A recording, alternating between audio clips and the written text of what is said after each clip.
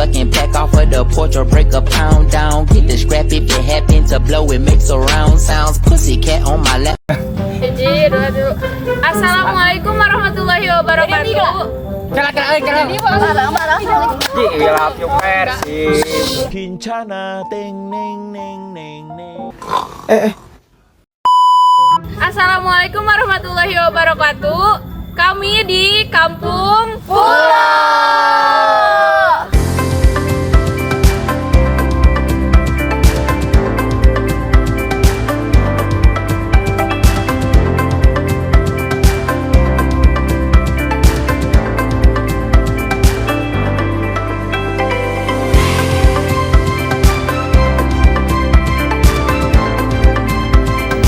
Sebelum kita memperlihatkan apa saja yang ada di dalam, kita harus tahu dulu nih, di mana sih Candi Cangkuang itu?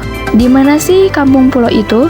Singkat saja ya, Cangkuang adalah sebuah desa yang terletak di Kecamatan Leles, Kabupaten Garut, Jawa Barat. Di desa ini terdapat danau yang bernama Danau Cangkuang dan ada candi yaitu Candi Cangkuang. Sebelum masuk ke Kampung Pulo, kita harus menyeberangi sebuah danau yang dulunya dibendung oleh Mbah Arif Muhammad. Untuk harga tiketnya hanya 5.000 saja loh. Itu pun sudah termasuk pulang pergi. Biasanya waktu menyeberangnya itu kira-kira 10 menitan. Setelah turun dari rakit, kami lanjut jalan kaki dan di sepanjang jalan kami disambut dengan para penjual. Di antaranya ada yang menjual sosis bakar, jagung bakar, dan ada juga yang menjual kerajinan tradisional yaitu angklung, kerajinan miniatur Candi Cangkuang, tas rajut, topi, serta aksesoris seperti gelang, kalung, dan lain-lain.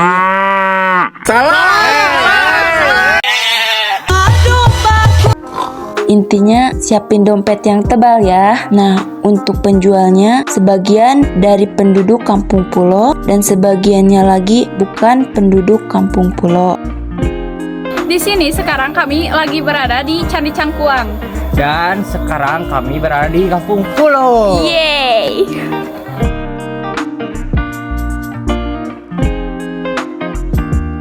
Saat masuk ke Kampung Pulo, kita menemukan kendi-kendi. Kemungkinan kendi tersebut dipakai untuk ritual. Dan kita menemukan 6 rumah adat yang berdampingan serta sebuah musola. Langsung saja, kita menuju museum yang terletak di dekat candinya.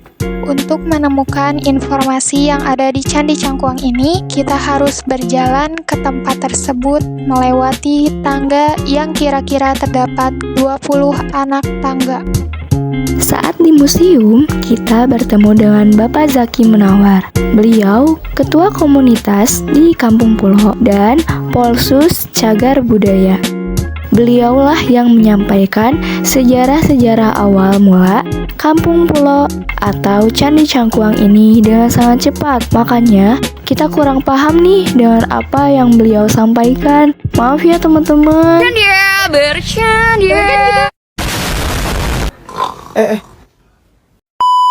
Ada 3 sesi yang kita lakukan di sana, yaitu sesi pertama, pengenalan. Kita memperkenalkan diri dengan menyebutkan nama, dan beliau juga menanyakan tempat tinggal kita. Jadi, selain mengetahui sejarah yang ada di sana, kita juga bersilaturahmi yang tidak akan terputus. Pinjam dulu 100. Yang kedua adalah sesi penyampaian yang dimana Pak Jaki menyampaikan awal mula Candi Cangkuang ini didirikan. Dan untuk sesi ketiga yaitu sesi pertanyaan. Kebetulan Candi Cangkuang ini merupakan peninggalan agama Hindu abad ke-8. Ya, candi ini ditemukan kembali pada tanggal 9 Desember 1966, ditemukan oleh Bapak Dr. Puka Chandra Sasmita. Nah, beliau adalah seorang ahli arkeologi Islam. Beliau itu menemukannya itu berdasarkan petunjuk dari buku Belanda. Di dalam buku Belanda hanya menyebutkan bahwa di Cangkuang itu ada sebuah arca siwa, makam kuno, Arif Muhammad dan Lingga. Tidak menyebutkan arca candi. Cuma di situ ada tanda tanya, sehingga pada saat itu Bapak Dr. Puka Chandra Sasmita ingin mengadakan proses penelitian dan penggalian. Sehingga tahun 1167-68 dilakukanlah proses penelitian dan penggalian. Nah, pada saat proses penelitian penggalian ternyata di samping makam Arif Muhammad ditemukan sebuah pondasi candi yang berukuran 4,5 kali 4,5 meter. Yang kemudian arca siwanya disimpan di tengah-tengah Candi Cangkuang. Itu pun menutup lubang dalamnya 7 meter. Fungsi dahulu barangkali untuk menyimpan abu jenazah, menyimpan berkas dan lain sebagainya. Selanjutnya candi ini kan tidak diketahui peninggalan raja siapa, zaman siapa, sehingga saat itu candi ini diberi nama Candi Cangkuang sesuai dengan nama tempat. Kebetulan tempatnya ditemukannya di Desa Cangkuang, sehingga candi ini diberi nama Candi Cangkuang. Tapi nama Cangkuang itu sendiri diambil dari nama sebuah pohon, yaitu jenis pohon pandan, namanya pohon Cangkuang. Di dekat Candi Cangkuang terdapat makam Eyang Arif Muhammad yang merupakan salah satu tokoh sentral penyebaran agama Islam di Candi Cangkuang dan sekitarnya pada permulaan abad ke-17 Masehi. Beliau merupakan senopati Kesultanan Mataram di Yogyakarta. Tinggi bangunan candi ini sampai ke puncak atap yaitu 8,5 meter. Tubuh candi bentuknya persegi 4 yaitu 4,22 kali 4,22 meter dengan tinggi 2,49 meter. Di sisi utara terdapat pintu masuk yang tingginya 1,56 meter dan lebarnya 0,6 meter. Sejak abad ke-17 di Kampung Pulo hanya terdiri dari 6 rumah dan 1 musola. 7 bangunan tersebut merupakan simbol putra-putri dari almarhum Eyang Mbah Dalam Arif Muhammad. 6 rumahnya menyimbolkan 6 anak perempuan dan musolanya menyimbolkan 1 anak laki-lakinya. Sampai saat ini, bangunan di kampung adat tersebut hanya berjumlah 7 dan tidak boleh menambah bangunan lagi, serta kepala keluarga. Apabila ada keluarga kampung adat yang menikah, mereka harus keluar kampung bersama keluarga barunya. Namun ketika ayah atau ibunya yang menempati rumah di kampung adat meninggal, mereka dapat masuk kembali mengisi rumah tersebut. Ini adalah salah satu bangunan yang ada di Kampung Pulo.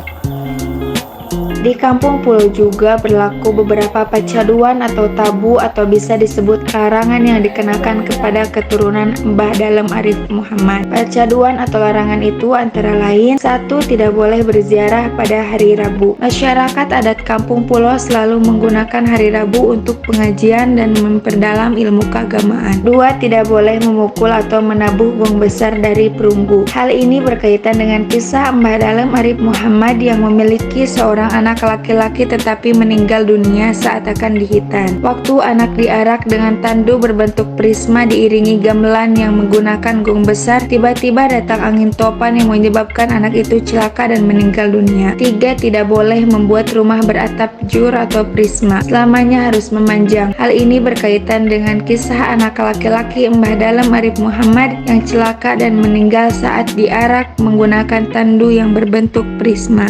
4. Tidak boleh menambah, mengurang bangunan pokok dan kepala keluarga. Hal tersebut bermula dari kisah Mbah Dalam Arif Muhammad. Cikal bakal Kampung Pulo memiliki 6 orang anak perempuan dan seorang laki-laki. 6 anak perempuan dilambangkan dengan 6 rumah dan 1 anak laki-laki dilambangkan dengan 1 masjid. Di setiap rumah wajib dihuni dengan 1 kepala keluarga. Yang terakhir, tidak boleh memelihara hewan ternak besar berkaki 4. Larangan ini dimaksudkan untuk menjaga kebersihan halaman rumah dan keutuhan tanaman.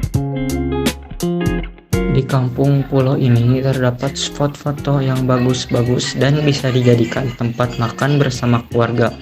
Yaitu di Kampung Pulo ini terdapat taman dengan adanya rumput sintetis dan ada saung-saung tempat makan juga. Serta ada dermaga dengan spot foto yang paling bagus. Dan tempat ini menjadi terfavorit bagi kelompok kami. Ini gambaran kita suatu hari nanti. Ini gambaran kita suatu hari nanti. Setelah sekian lama kita jalani, lewati masa-masa yang berarti. Aduh. Ada lagi main apa? Boleh di video.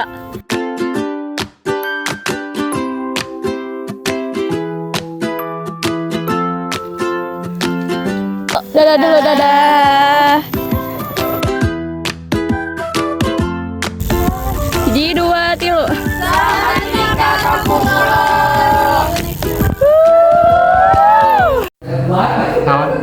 Assalamualaikum. Waalaikumsalam.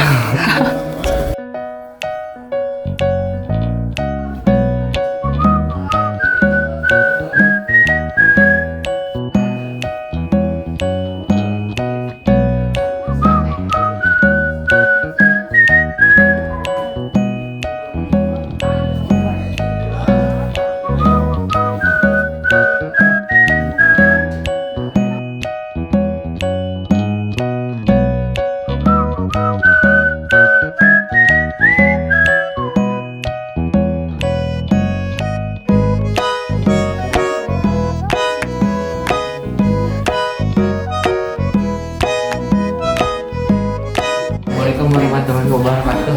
Nah, aku sekarang ada di Museum Candi Cangkuang. Ini adalah beberapa artikel foto yang didapatkan waktu dulu. Apa namanya? Otak Harda Karun kayaknya. Oh. Ya, aku lagi di Kampung Pulo nih.